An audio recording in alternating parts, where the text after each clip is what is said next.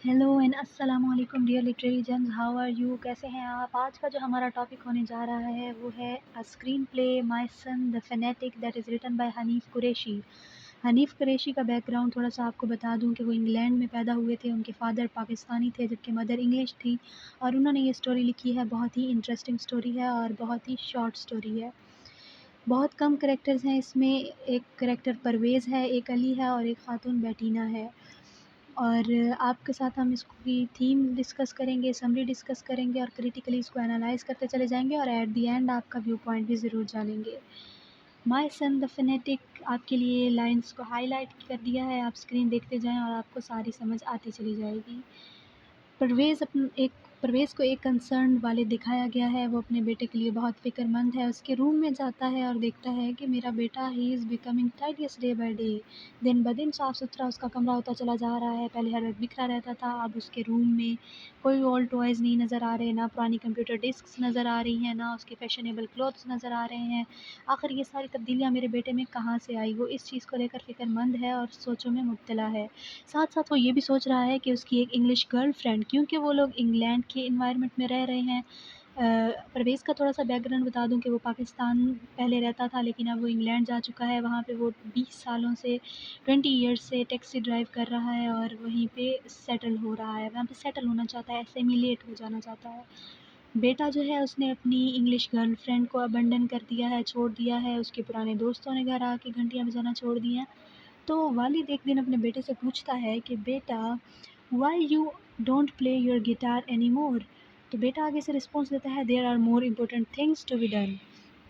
This is so strange. बेटा अपने बाप से खुलकर बात नहीं कर रहा, ना उसको बता रहा है, और बाप जो है वो फ़िक्र में मज़ीद घुलता चला जा रहा है। वो सोच रहा है कि आखिर मेरे बेटे को क्या हुआ, उसकी रातों की नींद उड़ चुकी है। वो ये मामला किसी के साथ डिस्कस करना चाहता है, लेकिन डिस्कस करे तो किसके साथ?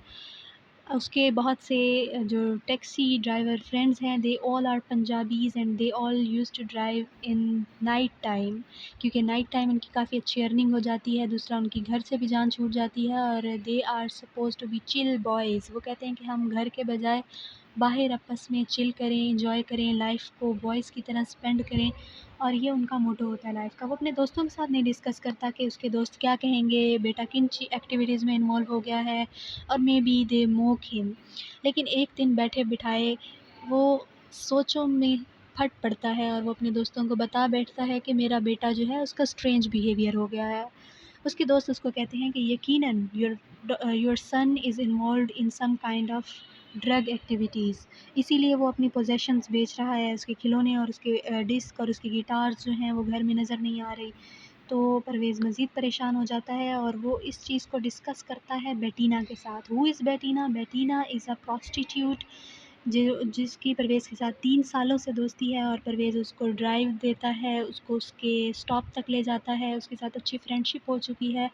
बेटीना उसको कहती है, वो जब अपना मामला बेटीना के साथ डिस्कस करता है अपने बेटे का, तो बेटीना भी उसको यही सजेस्ट करती है कि तुम ये सिम्पटम्स अपने बेटे में देखो। अगर उसकी आइज़ जो हैं वो ब्लडी हो रही हैं, और उसकी जो प्यूपिल हैं वो डायलेट हो चुके हैं, वो थका हुआ तुम्हें नज़र आता है, उसमें से बहुत ज़्यादा स्वेटिंग हो रही होती है, तो तुम समझ जाना कि he is involved in drugs.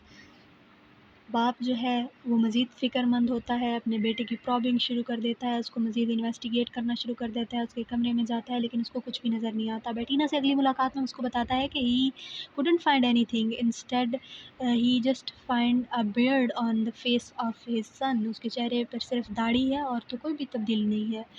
फिर क्या होता है, एक दिन जो है परवेज़ वो देखता है कि उसका बेटा रात के वक़्त उठता है, मतलब जो सुबह का थोड़ा टाइम होता है, तो अलार्म पर उठता है और बाथरूम जाता है, और फिर निकल कर नमाज़ पढ़ रहा होता है कमरे में। ये सब कुछ परवेज़ छुप कर देख रहा होता है, और वो एक साइ ऑफ रिलीव लेता है। उसको खुशी होती है कि उसका बेटा is not involved in drugs, but rather he is doing something religious. और वो खुशी से अपने दोस्तों को ये बताता है, दोस्त भी उस चीज़ को एक्सेप्ट कर लेते हैं। साथ ही एक और बात यहाँ पे बताई गई है कि जब परवेज़ ख़ुद छोटा होता था, लाहौर में रहता था, तो किस तरह वहाँ के मुल्लाज़ जो हैं उनके मुतालिक उसका माइंडसेट बन गया कि मुल्लाज़ जो हैं उसकी बालों के साथ एक धागा सा लगा के दीवार के साथ बाँध दिया करते थे, और ताकि जब भी वो थक हार के अपना सर आगे को करने लगे तो उसको एक जर्क लगे, एक झटका लगे, और वो ریسٹ تک نہ کر سکے. تو یہ ایک چیز اس کے لیے ایک ٹارچر کا باعث ہوتی ہے، اور وہ سمجھتا ہے کہ مذہب کی یہ تصویر اس کے سامنے قائم کر دی گئی ہے، اور now he is not practising his religion any more. وہ تمام مذاہب کی جو ہے رسپیکٹ کرتا ہے، لیکن کسی کو بھی فالو نہیں کرتا. پھر پرویز جو ہے بیٹینا کی بھی بتاتا ہے. بیٹینا کہتی ہے maybe attended some kind of seminar. وہ اپنے بیٹے سے بات کرنا چاہتا ہے، لیکن بیٹا جو ہے وہ اپنے باپ کو اتنا کچھ خاص ٹائم نہیں دے رہا ہوتا، اور اسے جان چھڑوا رہا ہوتا ہے، کیونکہ بیٹے کے ذہن میں یہ بات آ چکی ہوتی ہے کہ باپ جو ہے وہ غلط قسم کی ایکٹیویٹیز میں انوالوڈ ہے، اور he is taking him and drinking alcohol. ایک دن باپ کے ساتھ بیٹھتا ہے تو باپ اسے یہی کہتا ہے کہ تم نے یہ کہاں سے سیکھا، لیکن وہ پھر چڑچڑا پن اس کے اندر ہوتا ہے، اور فادر کو اپنے وہ کہنا شروع کر دیتا ہے کہ you are not behaving like how a Muslim behave. You don't have even a beard or a mustache. آپ کی نہ صرف داڑھی ہی نہیں بلکہ کوئی مونچھ تک نہیں ہے، اور آپ وہ تمام ایکٹیویٹیز کرتے ہیں جو کہ الاؤ نہیں ہے، پرمیسیبل نہیں ہے. باپ پوچھتا ہے کہ آخر میں نے ایسا کیا کیا، تو وہ کہتا ہے کہ آپ جو ہے شراب پیتے ہیں، آپ جو ہے ہیم کھاتے ہیں، آپ جو ہے بیٹینا کے ساتھ آپ کی فرینڈ شپ ہے، illicit ریلیشن شپس ہیں.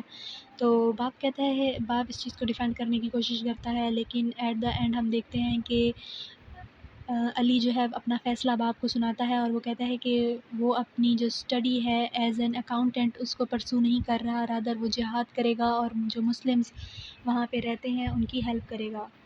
باپ کو بہت غصہ آتا ہے، لیکن باپ پھر بھی صبر کا گھونٹ پی لیتا ہے. اور ایک دن ایسا ہی ہوتا ہے کہ بیٹینا کے ساتھ پرویز جا رہا ہوتا ہے، تو بیٹینا جو ہے وہ دیکھتی ہے علی کو، اور علی کے ساتھ یہ اس کی پہلی ملاقات ہوتی ہے. وہ کار میں بیٹھ جاتا ہے، اور وہیں پہ ایک آپ کہیں کہ ایک شوٹنگ پوائنٹ ہوتا ہے، شارٹ پوائنٹ ہوتا ہے، جس میں بیٹینا اسے پوچھتی ہے کہ تمہارا کالج کیسا جا رہا ہے، اسٹڈی کیسی جا رہی ہے علی سے.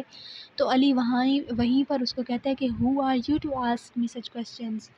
یہاں پر ان کی تھوڑی بحث ہوتی ہے، اور بیٹینا کار سے اتر کے چلی جاتی ہے. گھر جاتے ہیں، باپ غصے میں ہوتا ہے، بہت زیادہ الکوہل لیتا ہے. بیٹا اپنے روم میں جاتا ہے، نماز پڑھتا ہے. نماز کی حالت میں یہ ہوتا ہے کہ باپ غصے میں آتا ہے اس کے روم میں، اور اس کو نماز پڑھتے کی حالت میں ہی مارنا شروع کر دیتا ہے. اتنی بری طرح سے اس کو بیٹ کرتا ہے کہ علی جو ہے وہ زخمی ہو جاتا ہے، اس کے ہونٹ پھٹ جاتے ہیں، اور پھر بھی وہ اپنے باپ کو کچھ نہیں کہتا سوائے ان الفاظ کے کہ سو ہو از دا فنیٹک ناؤ.